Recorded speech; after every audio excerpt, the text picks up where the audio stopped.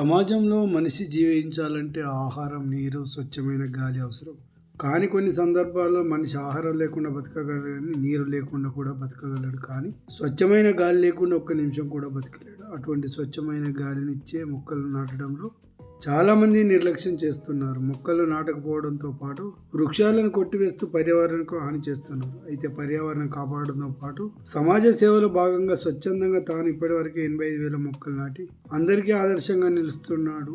ఈయన పేరు పుల్లె సత్యనారాయణ. కరీంనగర్ జిల్లాలోని సీతారాంపూర్ నివాసం ఉంటున్నాడు. వృత్తిరీత్యా తెలంగాణ రాష్ట్ర రోడ్డు రవాణా సంస్థగా కరీంనగర్ వర్క్షాప్లోని టైర్ సెక్షన్లో మెకానిక్ విధులు నిర్వహిస్తూ రిటైర్డ్ అయ్యాడు. కానీ ప్రవృత్తి మాత్రం మొక్కలు నాటడం. తనకు ఎప్పుడు ఖాళీ సమయం దొరికినా మొక్కలు నాటడం, వాటిని సంరక్షించడం, వాటిపై ప్రజలకు అవగాహన కల్పించడం చేస్తుంది. ఉదయం 9 గంటల నుండి సాయంత్రం 5 గంటల వరకు ఆర్టీసీలో ఉద్యోగం చేస్తూనే మిగతా సమయం మొత్తం పర్యావరణం కాపాడడానికి మొక్కలు నాటుతూ తన వంతు కృషి చేస్తున్నాడు. ప్రతిరోజు ఉదయం 5 గంటలకు నుండి 8 గంటల వరకు కరీంనగర్ నగరంతో పాటు చుట్టుపక్కల ప్రభుత్వ కార్యాలయాలు, ఖాళీ స్థలాల్లో మొక్కలు నాటడం అతనికి నిత్య కృత్యంలాగా మారింది. అలాగే సాయంత్రం ఆఫీస్ సమయం తర్వాత మొక్కల ప్రాముఖ్యత తెలిపే విధంగా తన స్కూటీకి మైక్ పెట్టుకొని ప్రజలకు అవగాహన కల్పిస్తూ కరపత్రాలు ప్రజలకు పంచుతూ వారిని చైతన్యపరుస్తున్నాడు. గడిచిన 9 సంవత్సరాలుగా తాను ఇదే పని చేస్తున్నాడు. ఇప్పటి వరకు 85,000 మొక్కలు నాటి వాటిలో 45,000 మొక్కలు ప్రస్తుతం జీవించి ఉన్నట్లు పుల్లె సత్యనారాయణ తెలిపారు. నేను ఇప్పటి వరకు 70-80 చెట్లు నాటినాను. ఎక్కువ నాటినవి కానుగు, యాప, రావి, పెద్ద చెట్లు, పెద్ద మర్రి చెట్లు, పెద్ద వృక్షాలు నాటుతాను.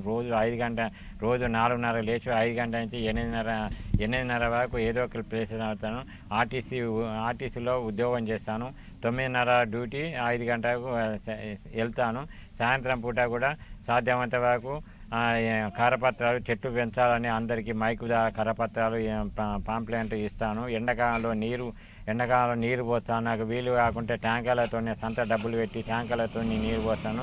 కరీంనగర్లోని వర్క్షాప్ ఏపుగా పెరిగిన చెట్లు, రైల్వే స్టేషన్, బస్టాండ్, SRR ప్రభుత్వ కళాశాల, ప్రభుత్వ వైద్యశాల, స్కూల్, కాలేజీల, నగర కూడల్లో, ప్రధాన రహదారుల ఇరువైపులా, సీతారాంపూర్లో ఇలా సగం నగరంలో అనేక కాలనీలో ఏపుగా పెరిగిన చెట్లు మొత్తం సత్యనారాయణ నాటడం కావడం విశేషం. అయితే నాటడంతో తన పని అయిపోవడం లేదని వాటిని సంరక్షిస్తూ భావితరాలకు మంచి స్వచ్ఛమైన కానీ పశుపక్షాదులకు నీడను అందిస్తూ తెలియకుండానే పరోపకారం చేస్తున్నారు.